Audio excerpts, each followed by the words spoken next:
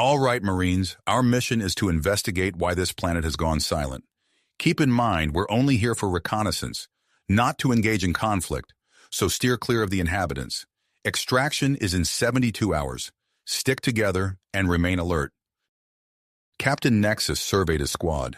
He wasn't entirely certain why Command had assigned them to conduct reconnaissance on the Conclave world, but the Alliance had been suspected of being responsible for the disappearance of entire colonies in the sector, and the brass likely did this for public relations. Soto exhales. All right then, let's get going, folks. He disembarks from the dropship and prepares his weapon while surveying the area. The wooded landscape appears tranquil, and aside from the foliage swaying in a gentle breeze, there is no noise. Sergeant Zephyr moves out next to Soto. No greeting party. Perhaps the residents didn't spot us. Soto shakes his head. Doubtful. We flew directly over a large populated area, so if nobody spotted us, they're either unable to hear or see, or deceased. Everyone maintain your armor seals. Until we've eliminated the possibility of bacteria, viruses, and toxic gases, hazmat procedures are in place. The remaining Marines exit the craft. What are our status on guns? Private Vasquez was the one who inquired, and Soto shot him a brief look. Don't fire on civilians. Keep your weapons holstered until there's an obvious danger. Our mission is to improve Alliance relations with the Senate, not damage them. There are several nods among the Marines, but all appear somewhat uneasy. It hadn't been long since the conflict, and being isolated without support on a planet potentially teeming with hostiles for 3 days isn't something anyone is eager to do. Well then, move up. It's 2 clicks to the city. Sir, I don't like this at all. The city was quite expansive, with concrete and stone extending for miles. It was a city constructed to accommodate many thousands, perhaps even millions of inhabitants, yet they encountered not a single soul. It was utterly vacant as far as their eyes could see, and Soto had to concede he was in agreement with the medic, Talon. Talon found himself in the center of a thoroughfare designed for heavy traffic, yet apart from deserted cars queued up toward the city's exit, the streets were vacant. No battle-marked streets, no corpses, no indications of invasion, combat, or any kind of epidemic. Did you pick up on any contagions or toxins? Soto needed to be certain. It seemed improbable, but making assumptions could be deadly. The medic completed his scan, his portable scanner chirping cheerfully. No, sir, absolutely nothing. Oxygen, nitrogen, carbon dioxide, the standard mix. No microorganisms or toxins exceeding safe thresholds. Soto nods as Talon puts away the scanner. All right, we're clear to remove helmets. Soto was the initial one. He had been in space for months, and inhaling fresh air on a planet was something he had been anticipating. As he takes his first unfiltered breath, he instantly regretted the choice. There was a stench in the air like flesh left to rot in the sun. It burned in his nostrils, and he found himself close to losing his lunch. Ugh, by all the gods, what is that stench? He noticed that Hagen, whose pink-dyed hair lit up the area around her, was experiencing comparable effects prior to donning her helmet once more. Soto followed her example. See, this is why I don't like taking my helmet off.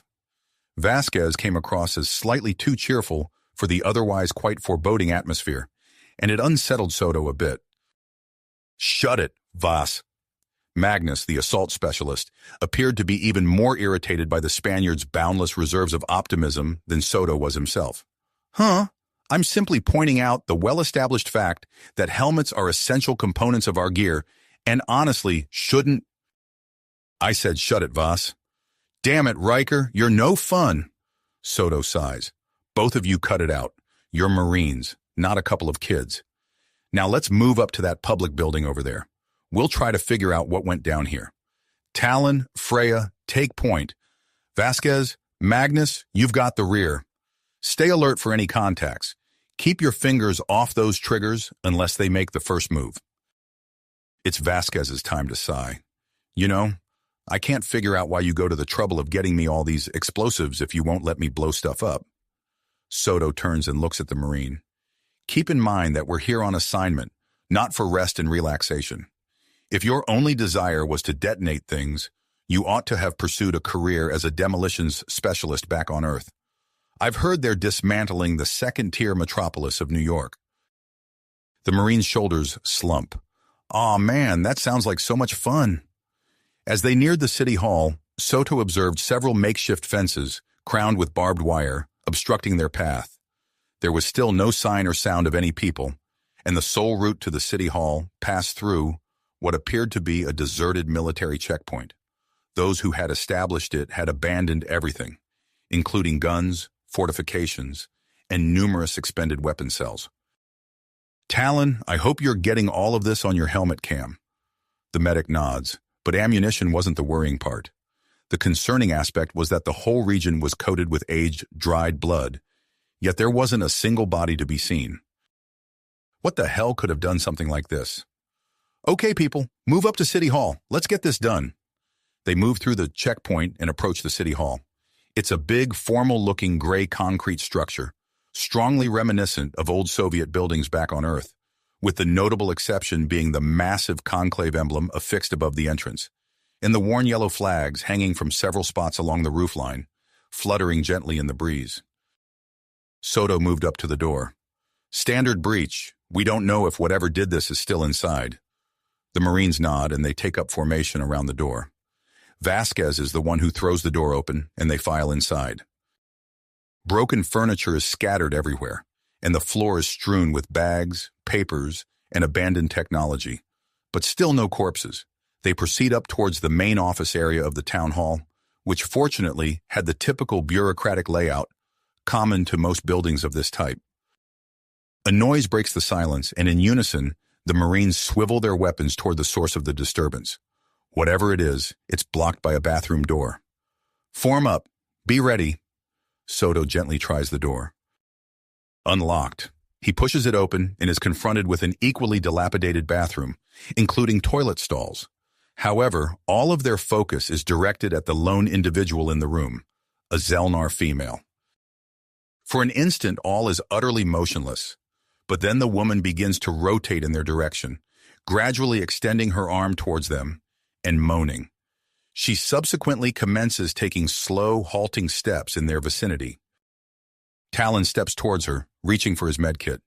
Miss, please sit down and let me... He is stopped by Riker. Wait a second, Bishop.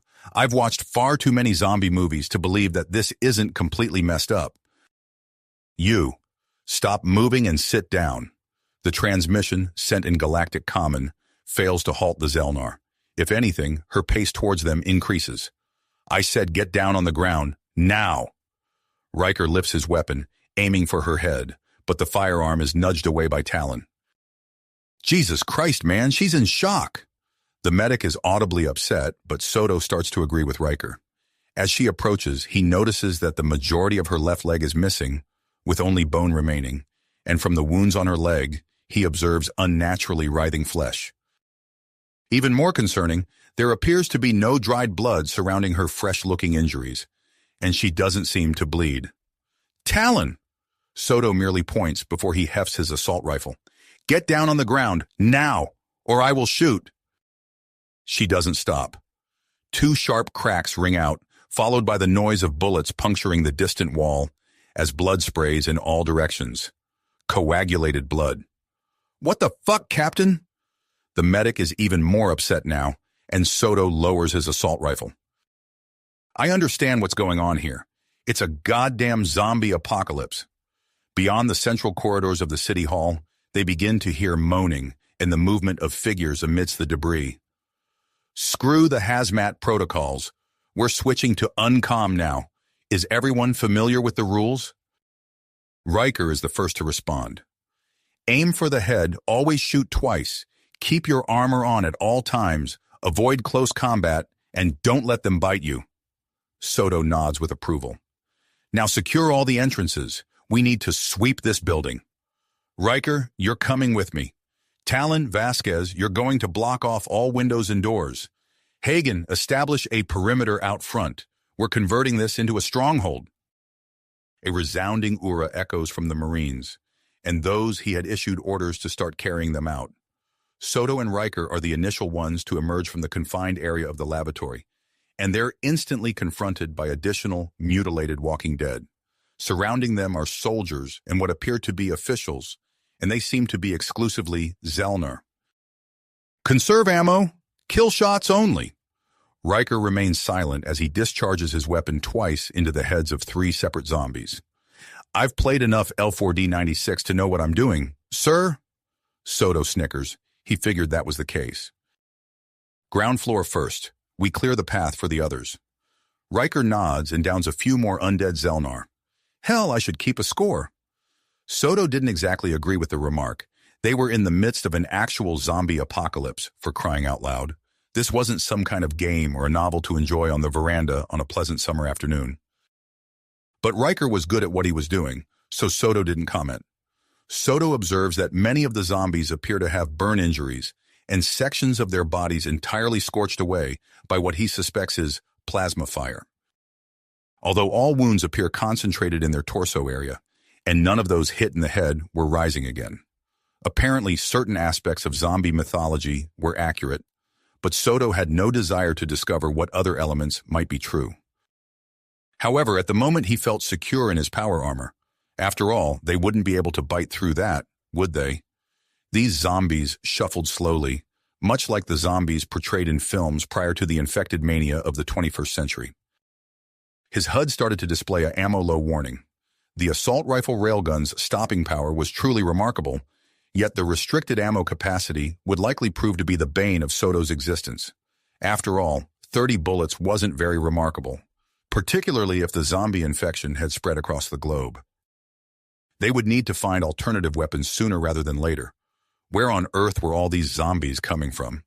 They hadn't even noticed any indications of life when they arrived here, and people don't just materialize out of nowhere. He hoped that was a trait shared by the zombies. Reloading. He extracted the metal magazine that contained the tungsten rounds. 2 rods remained. Well, no wasting ammo. He places the nearly empty magazine into the dump bag on his back, but as Soto reaches for a fresh magazine from the zip bag on his thigh, he is suddenly knocked down. A zombie burst through a door, which Soto guessed connected to the stairwell, and suddenly landed on top of him. The creature was bigger than the typical undead, and appeared to have large, worm-like parasites burrowing into its chest. And it was faster and stronger than any Zelnar Soto had ever seen. It opens its jaws and lunges for Soto's head, but Soto manages to thrust his arm between himself and the mutant creature. A few of the worm-like appendages, which Soto now realizes are some sort of tentacles, attach themselves to him. However, aside from an increasing pressure in his arm, the creature appears to inflict no harm upon him. The power armor provides enough protection. He struggles with the undead monster for a second, but then the rear portion of the creature's cranium disintegrates into a fine pink mist. The creature collapses and quivers slightly as Soto shoves it away from himself. Riker stands there with his weapon and seizes Soto's arm, yanking him to his feet. "Did you get bitten?" Soto shakes his head. "It tried, but it couldn't get through my armor." He examines the arm, and there are visible marks where the creature sank its teeth into the armor. This was absolutely unbelievable. It was a Zelnar. How could it have such strength? Well, it was a mutated zombie Zelnar, so it might be related to the infection. The bastard was strong as hell. We've got to be careful. If we get overwhelmed, there's no guarantee that they won't rip us open like damn cans. Truthfully, Soto didn't much care for the mental picture of ending up as a can of peaches, and he planned to do everything in his power to avoid becoming part of the dinner menu. "Come on, let's clean up this mess." He locks a new magazine into his gun, and they push on. "That's the last of them. Hagen, time to set up the perimeter."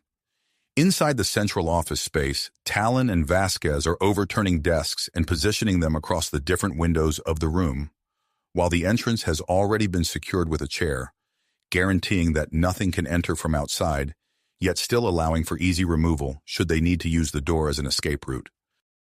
Soto knows full well that the fragile barrier won't keep out another one of those massive beasts if one happens to show up. Hagen walks past, hauling her phase gun with both arms. The heavy weapons expert positions himself just inside the entrance, taking cover behind an overturned reception desk, and Soto detects the subtle whir of the imposing weapon as it's readied. "Sir, I found something upstairs." Riker comes thundering down the stairs. "I found the records room." 1472-3 Galactic Standard Time. The count of unexplained vanishings has risen today as the whole village of Galto disappeared, leaving behind only a few broken doors and bloodstains, indicating the forceful nature of this incident. Sentinel authorities remain perplexed as the tally of missing colonists now exceeds 1,000. Where have they gone? What has become of them? These are the inquiries that the officials in the colonial capital are now raising. Communication with the outside remains offline, and numerous individuals are praying to the golden goddess of fortune that conclave ships will arrive and aid us. But thus far, our system-wide scans have revealed no vessels in the vicinity of our planet. This is Jackson reporting for GNN, and will return as the situation unfolds. 11-73-3-12 Galactic Standard Time. We interrupt your regularly scheduled weekend programming with urgent news. Missing individuals have been observed roaming the forest towards the colony's capital. People are celebrating as family members believed lost are now making their way back to civilization after being gone for over a week. A number of the previously missing are said to have serious injuries, and emergency responders have been dispatched to the location. Now over to Lyria reporting from the scene. The hologram transitions from the male Zelnar news anchor to what is clearly a female, her figure more slender than that of her colleague. She appears slightly hunched due to what looks like a rather strong breeze and is grasping a microphone. Thank you, Jackson. As you can observe, hundreds of individuals are currently emerging from the forest, and we have thousands of people waiting to search for relatives and acquaintances who disappeared in the villages. I'm certain this will be an incredibly moving moment for all of us, and we can only hope that everyone is safely reunited with their loved ones. The camera pans to a cluster of Zelnar, who Soto clearly recognizes as infected with the zombie disease, stumbling out of the forest to encounter the assembled citizens. As concerned families and medical staff hurry towards the approaching crowd, Soto can't help but wince. He's aware of what's about to unfold. An elderly Zelnar female hurries over and hugs a younger individual, whom Soto presumes to be her daughter, and the younger female sinks her teeth into the older Zelnar's neck. This scene is playing out repeatedly across the image, as rescue workers and concerned relatives are preyed upon by those who were once their friends and family members. "Oh gods, can you see this in the studio? They're devouring them. Run, get back to the van, run!" The camera is clearly abandoned at the site and continues to record the carnage as pandemonium overtakes the Zelnar present at the scene. It's gory, and they watch as the infected stumble deeper into the city, abandoning corpses where they fell. The view returns to the news anchor, who gazes wide-eyed and open-mouthed at the scene that just unfolded. He glances up at the camera, and it's apparent that all color has left his face. When he speaks, it's in the form of a coarse whimper. "Oh gods. 1273-3-12, Galactic Standard Time, Emergency Service Broadcast. Secure your doors and cover all windows and refrain from opening them for anyone. The deceased are roaming. Should you suspect someone of being infected, contact the Sentinel hotline and isolate the individual. 14.73-3-12, Galactic Standard Time. The Zelnar news anchor is back on screen. As of 60 minutes ago, the protective defenses surrounding City Hall were overwhelmed, and reports indicate that all communication with the colony mayor has ceased. I'm not sure if anyone is still out there, but if you are, don't remain in the city. If possible, flee as far as you can. Don't use your cars. All roads are jammed and the dead are everywhere. Run while there's still a chance. It's too late for me. I can hear them scratching at the studio door.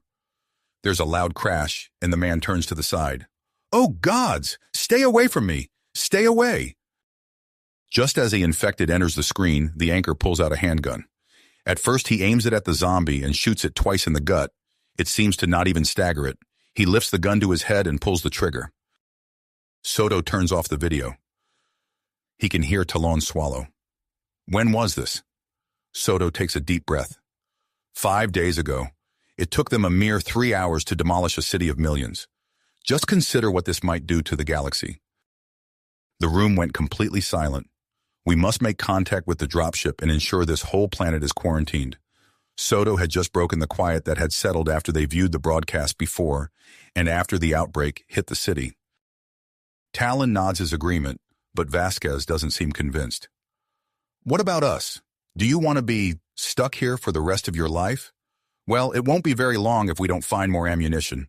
I only have 3 magazines left for the rifle, 5 for the bolter.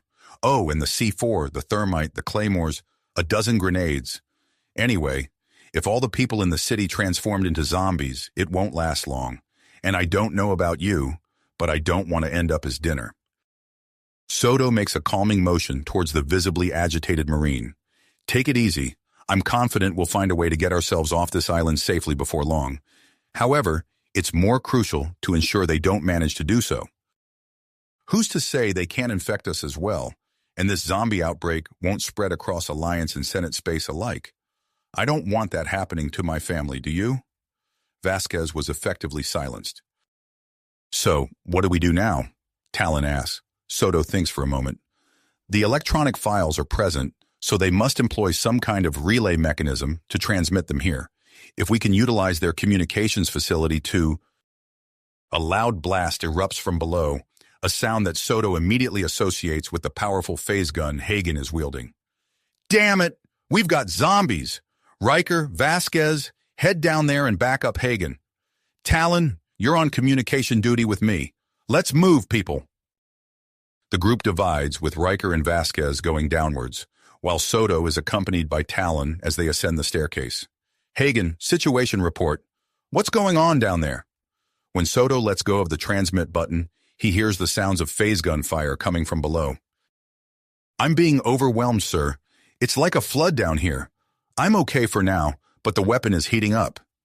He hears the heavy gunner firing away with the weapon while, and after she leaves her report. Stay safe. I sent Riker and Vasquez down to help you. Perfect. There's another loud crash. Fuck, they're coming in from the back now. I have to fall back. Soto feels a slight chill run down his spine. Head for the stairwell and prevent them from entering there. The rest of the group should join you momentarily. He hears the noise of metal clanking, zombies groaning, and then armored feet dashing. Roger that, sir, but I won't be sitting around waiting. Over and out. The connection is terminated, and Soto quickens his pace, now taking 4 steps with each stride. He hears Talon breathing heavily as he keeps pace with him. They arrive at the top of the stairs where a door blocks their path. It's a fairly ordinary door, constructed from what appears to be painted metal. In fact, the teal-colored object looks quite appealing. However, as Soto collides with it, the door is transformed into a twisted mess of its formerly pleasant shape. It was evidently not engineered to resist the impact of humans in power armor running at full speed. Soto halts after he's gone directly through the doorway, and he notices an antenna protruding from the rooftop. Based on its appearance, it appears to be operational, as there are still a few lights on it indicating its active status. Soto swiftly strides toward the antenna and tears off the panel shielding its wiring. Okay, I need you to locate the control board and adjust the antenna to boost my radio signal. As he speaks, Soto links his helmet through the omniport to the antenna. Talon nods and walks around the oversized thing. Okay, I think I found it. Give me a second. For a second, Soto catches some static on the radio, followed by a brief snippet of a voice before the radio returns to static once more. Wait, dial it back again. I heard something. The radio gives him nothing but static, but then... Stop, leave it. This is researcher Voros, and I reiterate, we're still surviving. Is anyone else out there? Please reply. This is researcher Voros, and I'll say it again. We're still alive, so if anyone can hear this, please respond, damn it. The transmission is being sent in Galactic Common, and judging by the tone of urgency in it, Soto suspects that it's a live broadcast. This is researcher Voros. The voice sighs. I'm Captain Eduardo Soto from the 25th Terra Marine Battalion, and I can hear you clearly. There's a moment of silence. You're really there? Please tell me I'm not dreaming. Affirmative, sir. I am indeed present. We're conducting a reconnaissance mission to investigate the situation here, and it appears we're dealing with a zombie issue. Where are you currently located? The voice on the radio seems ecstatic now. We're located in the Science Plaza on Nebula Avenue, looking west. We've gathered all the survivors we were able to find. And what exactly are these zombies you're referring to? Soto chuckles quietly, a gesture unseen by the person he's talking to. I suppose you'd refer to them as infected. In any case, we're not sure where Nebula Avenue is located. Is there perhaps a way you could point it out to us? Ah, yes, of course. We're sending up a flare now. Sato observes a crimson flare streak upward over one of the higher structures in the city. Okay, I've got you in sight now. Once we've arranged our ride, we'll be heading your way to locate you. Don't worry, all communications from the planet are blocked. They disappeared right before the outbreak started. It's due to... Sir, we're running out of ammo down here. Riker's voice cuts off the alien. I apologize, Voros, but we're being overwhelmed here. I'll make contact. Soto disconnects the cable to the antenna. Talon, we're out of time. We're heading down. Soto spins around and begins sprinting for the staircase, shortly accompanied by the medic as they swiftly descend to rejoin their companions. Upon arriving at the ground floor, he discovers that the 3 Marines are closely clustered in the stairwell, while a barrier of zombie flesh, both moving and still, obstructs the route back in that direction. Pleased you could make it, sir. Riker appears to be stressed as he pushes back a zombie that managed to climb over the wall. We're stuck in here. There's too many of them. Soto grabs a grenade from Vasquez. Fire in the hole! He yanks the pin and tosses it over the approaching horde, and he notices as several of the zombies turn to pursue the thrown grenade instead as it begins beeping. Then the grenade explodes in a sea of fire. Dude, did you really need to grab one of my incendiaries? I was holding on to those for something special. Vasquez doesn't seem pleased. Isn't a fucking zombie apocalypse special enough for you? Vasquez is silent for a moment. All right then. But what's next? Now we've got zombies and flames obstructing our way. Soto glances back and his gaze lands on what appears to be a manhole at the rear of the stairwell. We head down. Riker sighs. Why is there always a sewer level? Soto touched down feet first in a brownish muck that swiftly pulled him in up to his waist. The revolting substance that gradually enveloped him made him grateful to any gods that might exist that his armor was sealed against the environment, keeping him from coming into contact with, or even smelling, the nauseating material. He swiftly raised his rifle, surveying the tunnel they had dropped into, vacant except for Riker who had gone in ahead of him, and the wretched sludge. Clear! He heard others touch down behind him, and from the hushed swearing he could tell it was Talon, who in turn was followed by someone else. Fire in the hole! Get down! The yell came through the comms, and he could immediately recognize that it was Vasquez who had spoken them, and right away his stomach dropped. What had he... A splash was followed by an enormous blast overhead that knocked Soto down into the muck and sent his teeth chattering from the shockwave. His HUD illuminated in its familiar blue, indicating that the armor had stopped absorbing surrounding oxygen and was now depending on its internal air supply. He gets to his feet as what he hopes is nothing worse than alien excrement splashes all around him. What the hell did you do?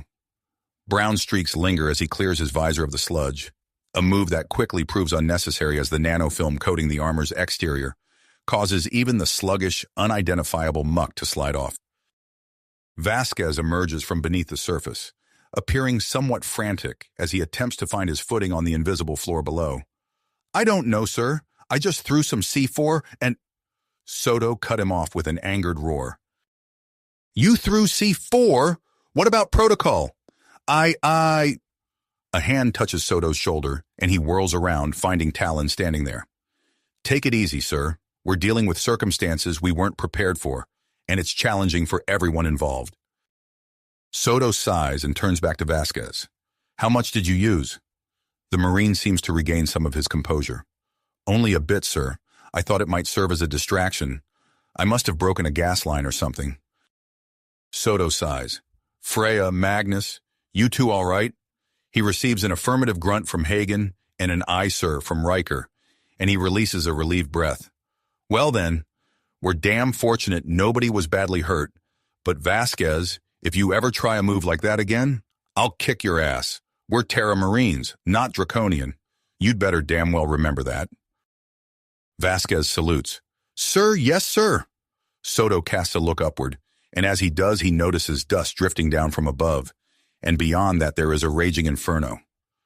Looks like we don't have to be concerned about anyone chasing us after all. All right then, Marines, we're heading west. Ura! Did you sense that?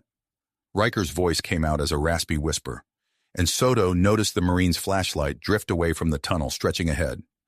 They had been traversing the underground sewers for 30 minutes, frequently encountering abrupt shifts in direction, intersections, and dead ends, and Soto was feeling uneasy. On multiple occasions, he had glimpsed something in his peripheral vision, something that had put the seasoned Marine completely on alert. It resembled a scene from a horror film, and Soto didn't enjoy it one bit. He had a strong feeling that something lurked beneath the water's surface. Form a circle! We've got company, and we're not about to be caught off guard. The Marines swiftly arrange themselves in a compact circle, their backs to each other as they face outward. Soto runs his flashlight across the mucky surface, finding not even the slightest ripple or disturbance to be observed. Sir? I can't see shit. Soto could hear Vasquez chortle to Riker's comment. Then you clearly aren't looking hard enough. We're waist deep in it. Then there's a clinking sound as Riker nudges the chuckling Vasquez with his elbow. Haha, super funny. You know what I mean. Soto cuts in on their argument. Knock it off, you two. This is no laughing matter. Vasquez, toss a hand grenade at 12 o'clock. We'll force whatever's hiding to come out. Aye, sir. The Marine retrieves a round grenade, then activates it by pressing a button and throws it a safe distance ahead of the captain. For a moment, the grenade appears to be hovering just above the surface of the sludge, but right as Soto gets ready to take a couple more steps back for precaution, the object sinks beneath the surface. Soto lifts an arm before his visor, just in time to protect his eyes from a powerful explosion that sends gunk spraying in all directions, coating the Marine formation in unmentionable matter.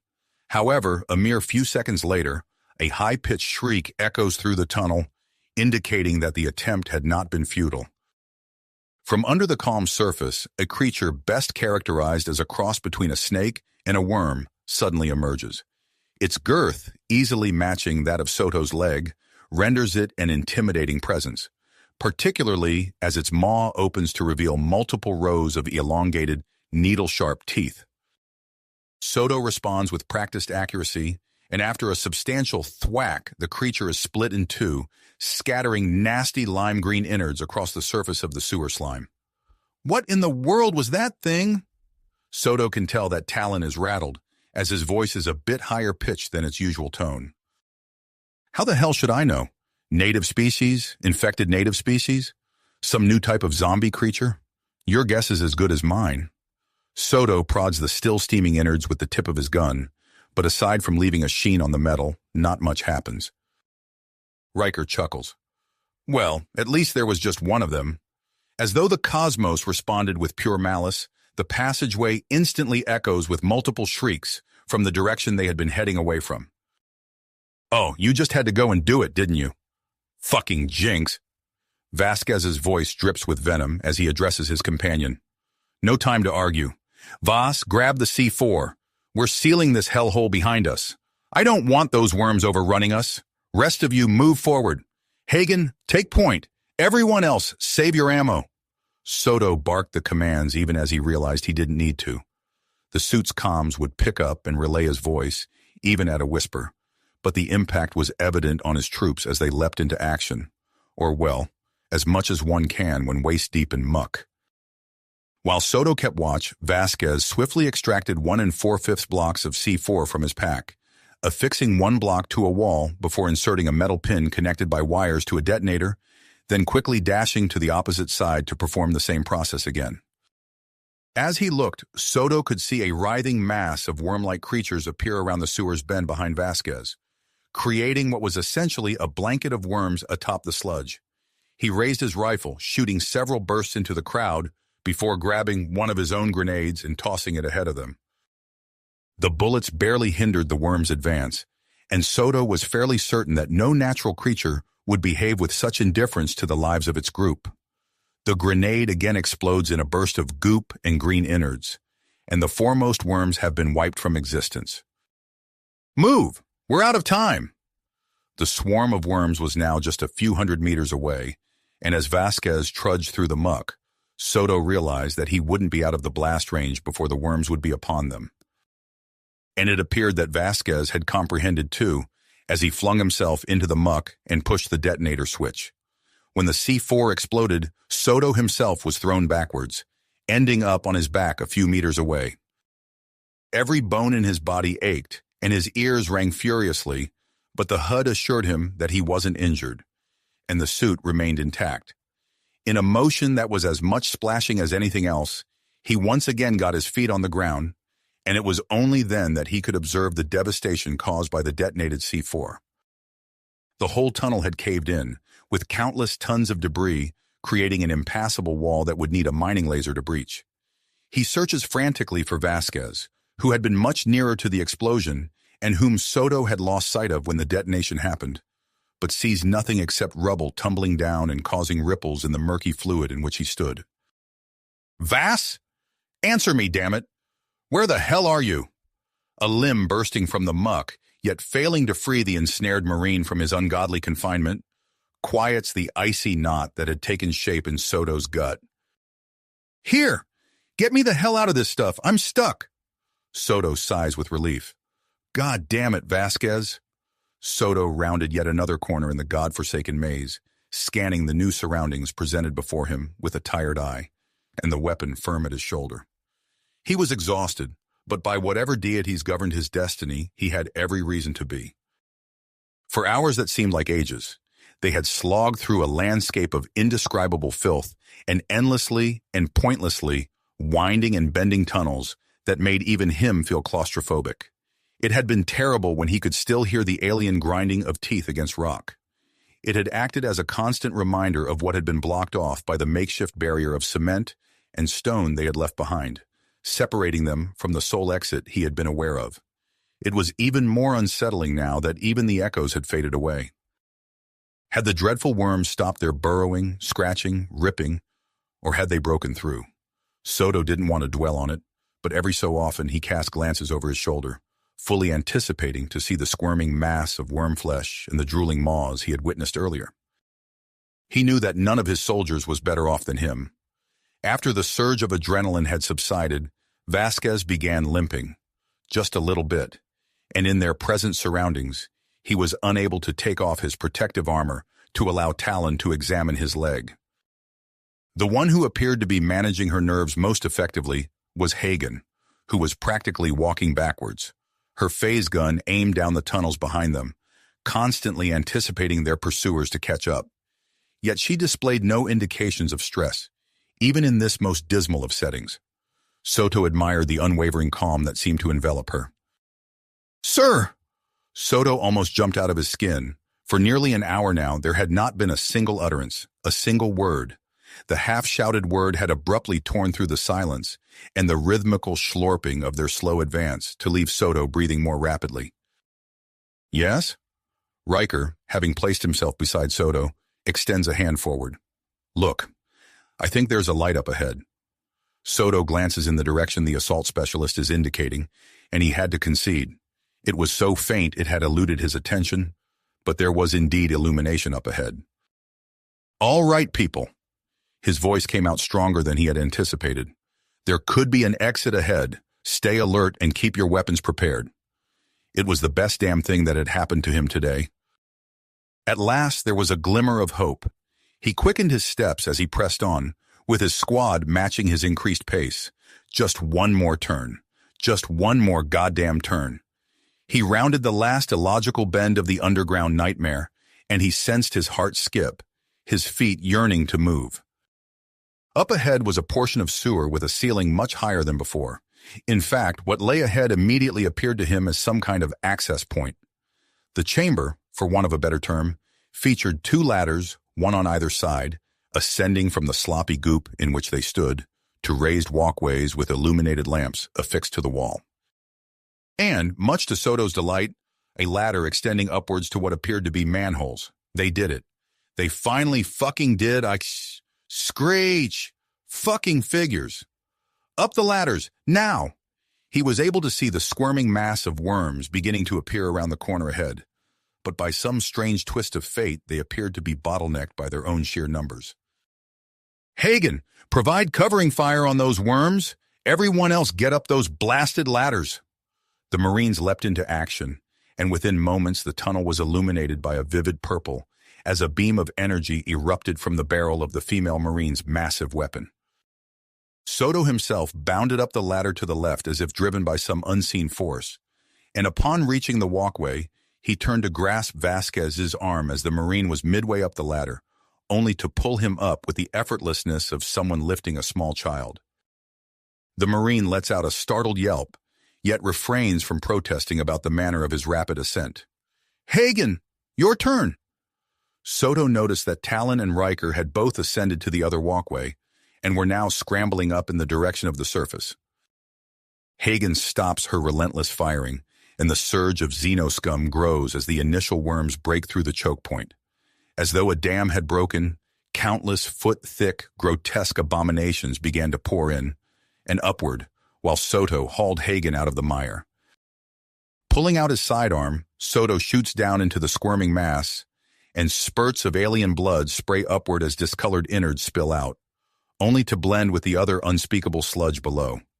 Noticing that Hagen has begun her climb up the last set of ladders, Soto smoothly returns his sidearm to its holster at his side with a well-practiced movement and dashes the remaining few meters to reach the ladder. He ascends higher and higher, his heart pounding wildly in his chest as the slimy husks begin to snap at his heels. Just as his armored hand grazes the coarse cement of the road above, he feels his legs seized by something his mind scarcely wants to fathom, and a terrible force begins dragging him downwards into the void. On the brink of utter panic, he hears the noise of metal scraping against teeth, then a hand clasp around his wrist, then another, and another still. We've got you covered, sir. Vasquez, give those nasty bastards something to bite on. Upon Hagen's yelled order, Vasquez activates a grenade and hurls it beyond Soto's writhing figure. Yanked from the jaws of destruction by the power-armored aid of Talon and Hagen, Soto draws his sidearm again and discharges it once at the enormous worm gnawing on his leg, causing the creature to release its grip as its mandibles are shredded by the weapon. Just as the creature begins to retreat into its burrow, the earth trembles as the grenade explodes, and the portion of worm protruding from the ground is launched skyward, spraying green slime across the assembled Marines. Talon slides the manhole cover back over the now once again shadowy hole from which they had emerged. Soto laughs as the first drops of rain fall from a grimy gray sky. Hey, Riker? Yes, sir? I think I hate sewer levels too. As Soto examines the leg that had been gripped by the alien worm, he experiences a shiver running down his spine. The formerly smooth metal appears as though it has been subjected to a once-over by an oversized cheese grater. There are a series of gouges in the thick plating, and Soto doesn't even want to imagine how his leg would have fared had he not been wearing the substantial protection of the power armor. Then again, he likely didn't need to imagine it. He reflected, recalling the Zelnar female Zed who had been their initial encounter on this cursed planet. After all, her leg had been abraded down to the bone. How's the leg? Hagen crouches beside her seated captain and stares at the mangled metal. Good. The armor took the damage. The leg's fine. He examines the diagnostics shown on his helmet's HUD and lets out a breath of relief. No breaches. Still got 100% integrity. Hagen nods as Vasquez laughs. Good. It would suck to have to put you Clank. Before he can complete his sentence, Riker interrupts him by delivering a smack to the back of his head. Shut up, Vas. Don't even say it. Vasquez runs his hand over the back of his helmeted head. Geez, man. Soto rises to his feet, checking the steadiness of his legs. He feels a sense of relief upon discovering that they are still fully functional. The creature's teeth apparently didn't manage to damage the internal mechanisms of the sophisticated apparatus he's wearing. Cut the chatter. Glancing around quickly, Soto indicates the tall building they were making their way towards. There's our destination. Get your asses in gear and let's move. So, how do you think these zombies work? Riker's words come out soft and hushed, directed at the anxious medic beside him. I'm not certain. However, I believe those worms are somehow connected. My guess is that it's some kind of parasitic relationship. They're strolling along a hushed street lined with abandoned hover vehicles. The sight is reminiscent of a scene from an apocalyptic film of the 21st century, and what troubles Soto the most is the eerie quietness. There's no breeze whistling, no noise from people anywhere, no chirping of birds, and no trace of the zombies. He licks his parched lips gingerly. We're bound to discover it eventually. At the moment, it's not my main concern. Our priority is ensuring it doesn't affect us or any of our realms. There are subdued nods from his troops, and Soto can sense the silence is gnawing at them as much as it is at him. He feels relieved that the sole noise they produce is the sound of their footsteps. Thank God for internal suit radio communications. As they gaze forward, they notice a concerning sight. Massive concrete barriers arranged to obstruct entry from the roadway, with military vehicles positioned defensively around them. On the concrete, the phrase, "Safe Zone," is inscribed in Galactic Common, using large black letters. Checkpoint coming up. Soto is unable to detect movement from the defensive formation, or from any other location for that matter. Spot any movement? Talon doesn't even try to sound positive at their prospects. Soto sighs and shakes his head slowly. That's a no-go. We should assume it's been taken over just like the one near the city hall. Soto hears the silent cursing of Vasquez. Shit, it's like a bad movie. Soto chuckles grimly. If it is, we've had a remarkable lack of mad scientists so far. There's a moment of silence. Let's hope that's what happened here. It is Riker's turn to speak up. Why? Because then this is a contained situation. Upon arriving at the checkpoint, Soto's suspicions are validated. The sole indications of the position's defenders are several dispersed corpses in what appears to be military attire, who seemingly opted to end their own lives as the position was overwhelmed rather than falling victim to zombification. Soto looks down at one of the truly dead defenders. Apparently, the infection requires an undamaged brain to operate. Talon, could you check for any peculiarities within our ill-fated companion here? The medic nods, putting down his rifle. He appears eager to do something other than looking through his rifle's scope, even if just for a short time. The medic kneels down next to the body, cautiously poking it a few times to confirm it was truly deceased, and then goes on to retrieve a medical scanner from his medikit. For several moments, the sole noise audible was the quiet hum of the medical apparatus. Sir, there's something here. He seizes the body and turns it over, revealing what looks like a bite mark on the nape of the soldier's neck. There's an extraterrestrial organism in the injury, microscopic. It's not in our records. Other than that, it's inactive. I can't provide any more information without more specialized tools. Soto nods. Grab a specimen. The complex we're approaching is meant to be a scientific facility. If we can determine what these creatures are, we might have a chance at halting them. The medic gives a nod and collects the samples as directed, putting them in a sealed container that is subsequently placed in a plastic bag, which is then stored in a separate section of the medikit. All done, sir. Well then, let's head through the gates. Approaching the steel gates of the safe zone, Soto harbors no uncertainty about the destiny of those inside and their protectors. The gates are warped and misshapen, and an enormous hover truck covered in plasma scorch marks lies abandoned at the entrance. The truck had knocked the gates wide open for the zombies. What followed must have been a bloodbath, if the quantity of dried blood coating the ground is any sign. God damn! Riker inspects the truck momentarily. Folks act in wild ways when they're desperate, even alien space lizards, Hagen remarks gravely, and this one probably got a lot of people killed. Soto ignored the dialogue between the pair of Marines and carefully circled around the vehicle. Looking ahead, he can see where most of the undead appear to have congregated. Separating them from the science building is a mass of undead, pushing ahead as they try to reach what must be the final refuge of the living in the city. Okay, people, we've got Zeds, a lot of them. Soto is struck by an idea, and I've figured out how we'll make it through. Riker, Are you able to start that truck up again? We're about to pull off a zombie film staple. The truck lifts off the ground with a pleasing hum. It had taken nearly half an hour of improvising, swapping out the fission battery and bypassing the ignition system, but the enormous beast of a vehicle was at last up and running. Nice job, Riker. All right, is everybody set? Let's go take down some Zeds. Soto spins around to glance at the other Marines, but notices that one of them is absent. A pang of worry shoots through him. Where the hell is Vasquez? Right over here, sir.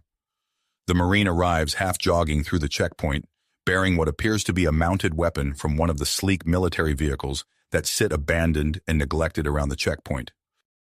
Damn it, soldier. The first rule is never to go off by yourself during uncom, and the second is to notify your commanding officer. Pull a stunt like that again, and I'll kick your rear so hard you'll be spitting shoe polish for days. The Marine sinks together slightly. Sorry, sir. I just figured we could use the firepower. Soto sighs and his glare softens. In the future, let me know and bring along someone to watch your back. The problem isn't what you did, it's that you carelessly put yourself and others at risk by going off on your own. Soto observes what appears to be a plasma-powered mounted machine gun held by the soldier. But you're not mistaken. We could benefit from the extra firepower. Attach it to the rear of the truck. Hagen, climb up there too. We can't have an excess of firepower in this scenario. The woman Marine gives a nod and boards the behemoth of a hover vehicle. Sir, I don't want to hurry you or anything, but the Zeds have spotted us. Riker's comment breaks the moment of peace that they had. Soto grins. Well then, people, mount up. So, Cap? Soto gunned the engine of the truck, and its motor whined satisfyingly. Yes, Private?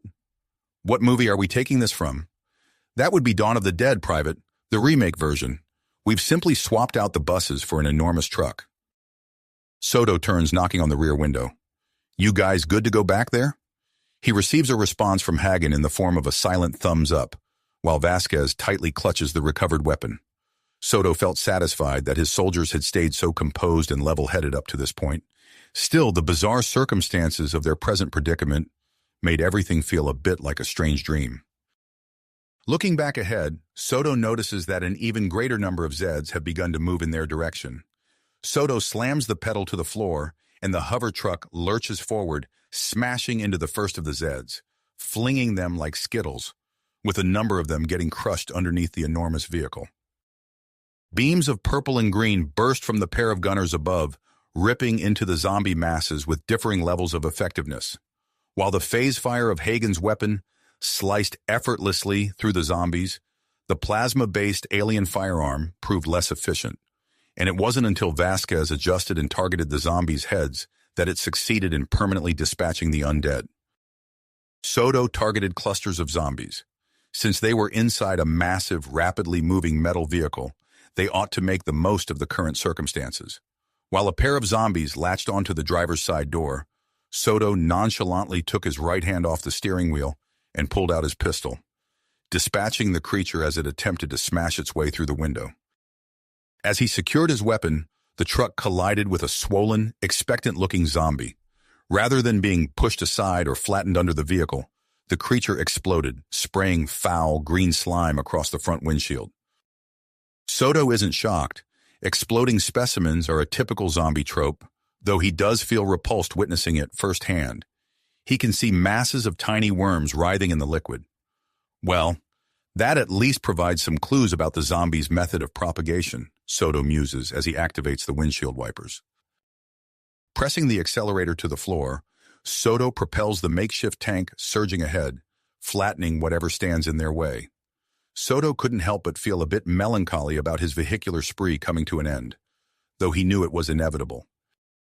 The team had plowed straight through the zombie horde without even a scratch, and as Vasquez rigged the last few grenades to the car's fuel system as a makeshift car bomb, the rest of the group was entering through the fortified doors to their objective.